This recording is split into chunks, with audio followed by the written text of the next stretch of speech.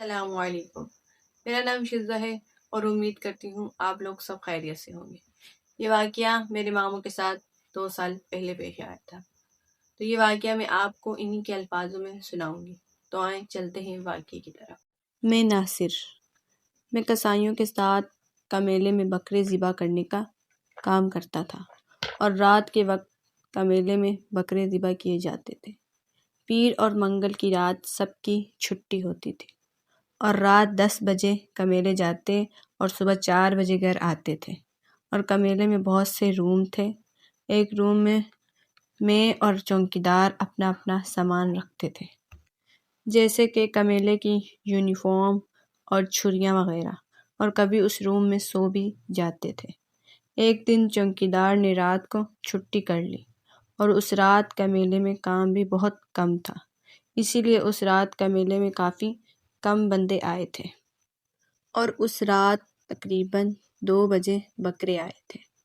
تو سب اپنے اپنے روم میں کپڑے چینج کرنے اور سامان لینے گئے، تو میں بھی اپنا سامان لینے کے لیے اپنے روم میں گیا۔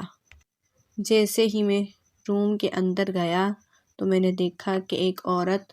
کونے میں بیٹھ کر اپنے بچے کو دودھ پلا رہی تھی، اور اس عورت نے سفید لباس پہنا ہوا تھا اور اس کے بال منہ کے آگے تھے، اور اس نے مجھے نہیں دیکھا تھا، اور میرے یہ خیال میں بھی نہیں تھا کہ وہ چڑیل ہے۔ میں اسے دیکھنے کے لیے آگے بڑھا تو اس نے ایک دم سے میری طرف دیکھا، اور اس کا چہرہ اتنا بھیانک تھا کہ جیسے ہی اس نے میری طرف دیکھا تو میری چیخ نکلی اور میں وہیں بے ہوش ہو گیا۔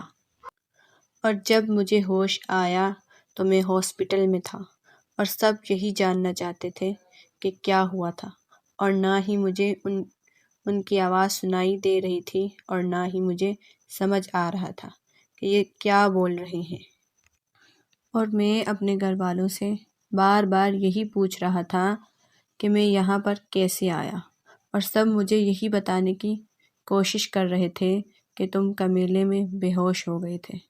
لیکن مجھے کچھ سمجھ نہیں آ رہی تھی، اور میں یہ بھول گیا تھا کہ میں کمیلے بھی جاتا ہوں۔ اس واقعے کا مجھ پر ایسا اثر ہوا کہ میرا دماغی توازن خراب ہو گیا،